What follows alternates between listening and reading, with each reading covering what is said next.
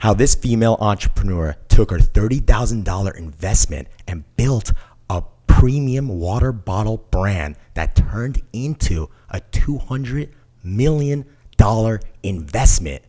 This is Swell. Let's go.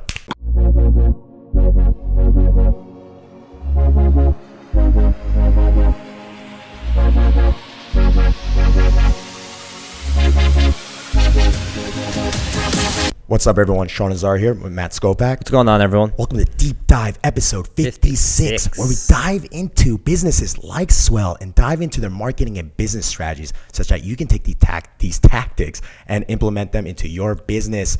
Swell started in 2010. Give some context, Matt. Yes, I was started by founder Sarah Kauss, right? Kauss. Yep. Awesome. And she was basically hiking with her mom in 2010, and she was just not happy with the single-use plastic bottle, and that kind of came and created the company Swell. But she started as she was an accountant, right? I'll get to the background. He's trying to jump ahead of me. So that's where it kind of gave her the idea of the company Swell. So a little background on her. She started as an accountant. She worked for Ernst & Young. She went to Harvard Business School. She was a CPA. And then she basically was working, came up with this idea where she actually went door to door selling these stainless steel or bottles made out of tin. And she got to a point in her first year, she made a little bit of $100,000. And then she got a call from the Oprah show where she obviously went into the magazine. And from that point on is kind of when she decided, okay, like this is my path. Like I need to go down this road. So that's when she started building the brand. So the brand has more than just a water bottle product. I think that was one of the first products. Now it has tons of other things, Tupperware, things like a salad kit. There's like a wine bottle holder. There's and actually reminds me of bowls. Now there's vitamin kits. It reminds me of the brand that we did, probably one of our first episodes, Yeti. Kinda, but a different demographic, but they're doing different stuff. So Yeti did with those big coolers, plus the and that was more to like hunters and fishermen and boaters. And part of her story, I believe, I don't know if that was part of before she made her first 100,000. You said the first year less. She made first year less than 100K. Part of her story is she saw Howard Schultz, the former CEO of Starbucks, and went up to him and told him about her product. And Howard Schultz apparently, look, it's funny, Matt. I was telling Matt earlier, you read these stories, she took her $30,000 investment. That's what she claims.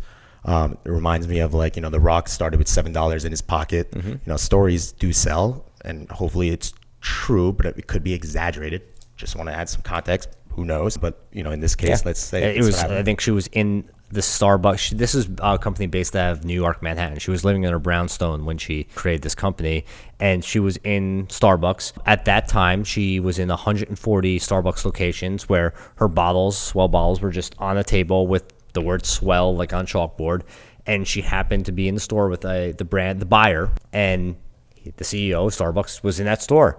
And basically she's like, can we go talk to him? And the buyer's like, no way, I'm way too nervous. And she's like, well, let's say I'll never get this chance again in my lifetime, and if I get back on the plane, I'm gonna kick my ass. So she's like, I'm gonna go to him. So she went up to him. She's like, hey, I'm one of your vendors, and basically I think we can create a great partnership together and be very successful. And then she had her bottle, and ended up they basically worked at a partnership where they became, I think, like a Christmas present, or how Starbucks has like Christmas themed items in the store.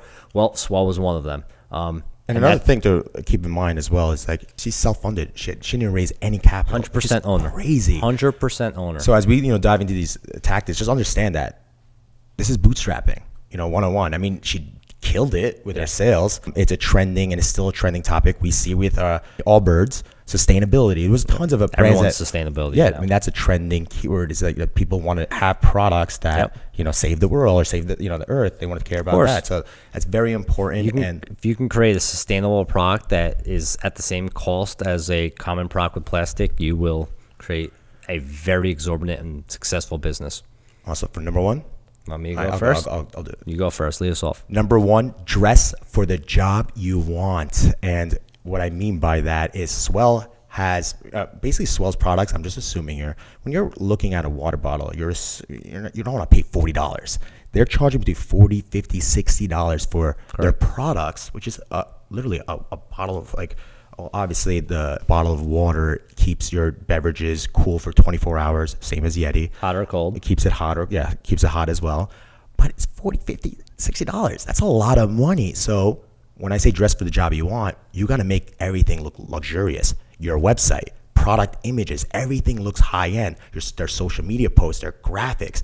It just, if you want people to spend that much money for a water bottle, and now later on now, all these Tupperware stuff, you got to look like a luxury brand, and they're doing that. And that was kind of their brand mission too. I remember she used to say, like, before creating the brand, I used to go into my office, the E&Y, and I didn't want to bring like a plastic like workout bottle into the office, like with a bumper sticker on it. Like, it didn't fit the brand. It didn't fit like a young professional.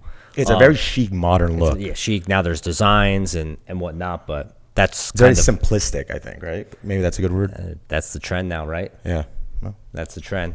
Was it pastel colors are in? Yeah. In every single Looks brand. nice. So, number 2, offer the quickest and easiest checkout possible for your customers. So what I noticed from Swell's website is they had a great function, which I've seen before on like Amazon, but I really haven't seen it this say rapid and in one screen like I did here. So obviously their website, I bet you, is custom built. I mean, they're doing 100 million in revenue, so they don't need to use an out of the box Shopify. But for some of the beginners, what they had was a buy it button, which basically you click on it and it populated one screen that popped right up that basically had all your information. For me, it was already filled out depending on your cookie history and things, whatnot. And you just literally click pay, and that's it. Literally, it was the simplest thing I've ever seen. For some of us, a lot of us, starting our own brand, we're not going to have the capabilities to do a custom build out. So I know there are some areas on Shopify. I think Sean said one was... Yeah, Shopify has like when you're doing checkout, like, buy it now. Buy it now. But the purpose of having this quick checkout is if you're just creating a website or a business, the easier and the quicker your checkout and the less amount of steps you have, the higher the conversion rate will be. Just if you have multiple processes and you need to choose multiple steps in terms of shipping, in terms of credit card options and things like that, and then especially if you're going page after page after page, you're going to lose people through the conversion. So the simpler the checkout and the more options that you give someone in terms of like making it a lot simpler, the better and the higher your conversion rate will be. And this is like when we talked about brands now, when you're doing Instagram ads or Facebook ads, you're having the checkout right on your social media page. Yep. So you can enable that such that, people could just check out on Instagram. Now now I can't do that with my brand. Can't do it with my brand either. It's CBD brands. But if your product or your brand aligns with the Facebook ad policy, like there's nothing, because by the way, when you look at the ad policy, there's a lot of things that could everything ban you from your ad account. So we're big fans of Facebook, though, if you're listening. Real big fans. So if your product aligns and it's conservative and it's all that stuff, it's not going to be a girl's booty or CBD, which is nothing wrong with CBD, but it's legal. It's taboo, I guess, still. Something I don't know. In some areas, but if you can do that, you reduce that. Basically having the customer go through another process. People love having people on their website, but the customer doesn't like that. You don't want the customer to leave a certain platform. They hate doing that. So make it easier for them to check out. Yeah, it's great. Number 3, add personalization features.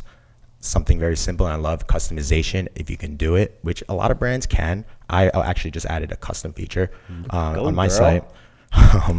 So Swell, when you go on their site, when you go into their the products, they allow you to customize their water bottles or their Tupperware. You could add your initials, your name. You could add. They have corporate features, which Matt will talk about. What brand does that remind you of? Away. Yeah, Away. Exactly like Away. Suitcase company we did, remember? How basically changed the suitcase? I literally think they took the same custom code.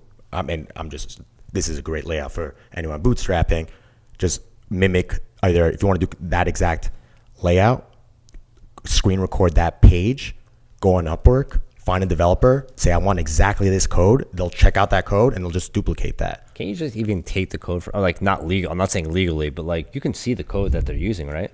You could like inspect their HTML, but it's not like a smart contract where you could just duplicate the thing. Yeah. If only everything was as easy as crypto. Yeah. So customization is key. So if you could allow that personalization, people want to have personal features. People want to add their name or nickname or acronym or something they like. So if you could do that, do it.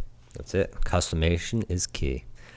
Number 4, show your ability for corporate sales or wholesale orders. And this is something that I enjoy that Swell does really well. They have a whole page dedicated to their ability to create water bottles for conferences, for a corporate brand, for Christmas presents. And like we've all been to conferences where, hey, they give you gifts. You get a nice little water bottle with the conference name on it, or your company gives you a nice little watch, or probably nowadays a pen, and it has the brand on it. Well, as companies trying to be sustainable now, they're trying to cut down on water bottles.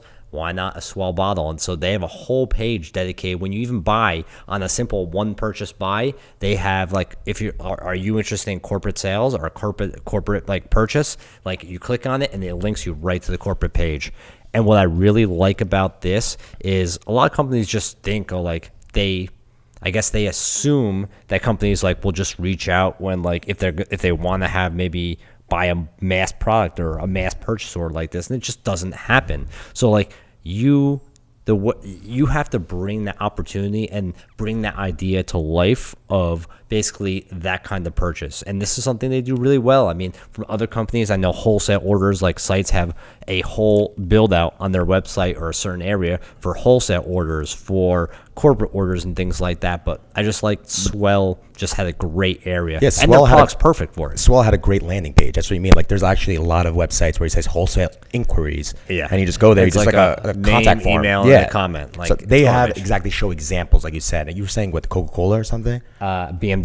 Like the BMW. BMW symbol on the bottles. They're showing you sample products of what they did for BMW. What they did for like Google, Target. People, and that's biggest ones. I bet you that's a huge revenue stream for them. Absolutely. And again, like you're kind of going with the trend and what people care about, sustainability. So companies, obviously, it's actually really hard, especially big companies. But I think it's just a good idea. Like as a business owner, we struggle so much in trying to drive revenue into our businesses, just within it, like getting people to come in our store, but we never think outside the box in terms of opportunities in our neighborhood. Like if we had a water bottle company and we were selling it and we had a retail store, would you think about like, hey, let me go to all the businesses in the industry, let me show them our product with like their logo on it, and let's say, hey, we can do a run of 50 of these for all your employees for a Christmas gift or things like that. You go to 500 companies, get a salesperson, maybe you get 50 of them and they order, say, 100 each. That's 5,000 bottles you just sold. Like we don't think of, like sometimes we do not think of these things as business owners just because we're busy. We're trying to do financials, accounting. We're trying to make sure staff gets paid, payroll, like ordering and things like that. You just never think of basically thinking outside the box, which that will be my next point, which I'll get to. I love Matt's. I mean, that's the, knocking door to door or like going to companies or reaching out and say, hey, this is what we can do. But you could also run, Facebook ads, target admins working for these big corporations, and they'll see that because they're like, oh my God, I'm planning this huge catering event or this a big presentation that's going to be hosting about 300 people with other clients. We need branded water bottles. Yeah. Boom. So they'll see that on a Facebook, Instagram ad. So you could do that too. Or you could knock on everyone's door. I think in the beginning, it's always a good thing for no matter how big your company or your brand is. I mean, that's why there's a TV show called Undercover Boss to really get back and see who your customers are and what they want. Never heard of that, but all right, number 5. Of course you don't. Number 5, reflecting back on your progress. Sarah? Oh, I just lost it. Is it Sarah? Yeah. Yeah. Wow. Sarah, ever since she started the company, she writes down on her journal, I know, at the end of the day, of her progress, of what she accomplished in the day, what didn't work. It gets her time to reflect back. I'm actually very guilty of not doing this. I'm just trying to get everything done. I'm so stressed out, so forth. But sometimes, at the end of the day, you're tired. It's the last thing you want to do. At the end of the day, and again, I see it with myself, I'd lose track. Like, what is the actual goal? I mean, my goal here is like, I want to kill it. Yeah, I want to do this. I want to build a brand. Like, I get it, but sometimes I'm just, sometimes you're just kicking yourself in the butt and just like. You get pulled 70,000 different ways, like into like your one company, then you get pulled a different way because there's an issue in another one, and then the employee didn't show up, and then the Facebook ad got disabled, and then you get an email. Like, yeah. So, I mean, this is something I probably will implement. I'm stating it. This is what she did. It helped her improve on areas that needed improvement. But, taking that step back is, I think, key. And I think you're doing that now. And that's what I was going to say. I can vouch for this. This is something I just started in 2022, is really journaling. I created a morning routine where I started like a couple new things, journaling, reading every morning, at least a chapter in my book, meditation I've started, and morning runs of, I only do a mile run every day. I used to say, hey, I'm going to do 30 minutes of cardio every day. I didn't do it. I felt like shit. Now I made my goal very simple and very easy to accomplish, so there's no objections. But journaling, huge thing. And what I've learned from this, and I've done a lot of research from Tim Ferriss and Tools of Titans and whatnot, and what I've learned from this is the key to journaling, everyone's like, oh, it's going to change your world. You write it into existence. And I mean, it's fine. That all that is all good and it's true. But the way I look at it is, what happens is when you focus on something on a daily basis, every single morning you're writing in your journal on, and you're doing it replication, usually it's the same thing or something along the same line, is you are putting a filter in your brain. And what I mean by that is your brain sees and hears how much every day, hundreds of thousands of things probably that your brain is looking at, that it's trying to process, and you can't do it all. And it focuses only on certain things. So when you write down repetitively in your binder or in your daily journal, what that is telling your brain is, hey, this is important to me now. I need my brain to filter out or filter anything that has to relate to reaching my goal. And that's basically what I've seen is like you write down what you want to become or what you're trying to do, and your brain now throughout the day now filters ideas or filters things that relate to what you've been journaling or focusing on. And that's really I heard that and I've done it now and practice it. That stood out to me. So when I hear that, like Sean's totally correct. Like just take the time every morning. It takes me maybe 2 minutes. I even ordered a book. So like it even no more, like it asks the questions, the lines, so I write it in. But I totally agree with this. If you have a business, even if you don't have a business and you're trying to excel, this is basically a growth hack that I really believe to accomplish anything. Bottom line is Matt is a changed man after the Calm episode. I think they hypnotized you. I mean, I use it. I use Calm now every morning. And I'm not going to lie. I think it's a lot of people. Like you said, Tim Ferriss. There's a lot of books I've read, great authors, great entrepreneurs. They say the same thing. Yeah. I mean, the Calm is now. Tools of Titans. Great Tools book. of Titans. I read about 2 chapters or 2 people every single day. Yeah. It's awesome. All right, 6. Number 6. So when reading about Sarah must be a power name, by the way. We got Sarah Blakely. We have now Sarah Kauss. Like, watch out for Sarahs. They might kill it. Like, they're taking over the world. But when I'm reading about her, she has really good synopsises. And, like, I didn't know about this brand, but they crush it more than probably every other brand that we talk to. Oh, probably $150 million. That's a bold statement. They do $100 million. I mean, Skims is a whole different animal. Do you hear Skims just signed the contract to create all the uniforms for all the Olympics? I did see that. Bro, she's a beast. They're a beast. I mean, she is a great team. They are a beast. But she has some really great, like, look backs. And what she does, like, is very well is look back at, like, her previous history and then make I guess assumptions or hypotheses about how it could have done better. But this is one thing that she said is multiple things that are going to go over here. She says, hire for what you believe you will need as a company and not what you currently have. I think her exact line was, I think one of the mistakes was hiring the place we were and not the place we are going. And I love this when I heard this, is as a company, we have a vision for where we want to go as a company, but we think about, like, how can we get there? But we don't think about, like, who can we hire to help us get there quicker? For me, I see this. I think Sean will say he sees this, and I've seen this in CEOs. The other thing that she said, which is very big to me, she goes, what I found was my time is spent best looking outside the company instead of looking internally at the spreadsheets and running payroll and all the other important things I was doing for 10 years.